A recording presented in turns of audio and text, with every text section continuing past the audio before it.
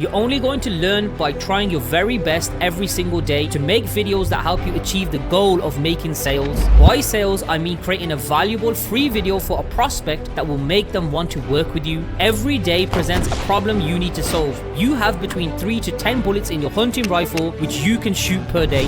The only way you will fail in this campus is if you start to get lazy and you do not do your daily checklist, or if you give up. For some of you seeking more clarity on your path to success, I'm going to provide that clarity now. After this lesson, you will pick a niche, a service within the sphere of content creation, and find a list of prospects to outreach to. That will complete this category. The video editing categories are there to help you calibrate your rifle so you can take the shot. You will apply these categories to focus your efforts every single day firing your hunting rifle. After 100 days, you'd have fired almost 300 to 1,000 bullets each time with more precision. That is how you learn. That is how you become the best. I've trained champions, and that is what winning looks like. And only once you've become proficient at video editing, only then I recommend you apply to become an advanced student. This is the testing ground for champions. Here we will dial up the intensity. Here I will transform you from a video editor to a video marketer and reveal to you my very own 6-figure formula to get clients on demand.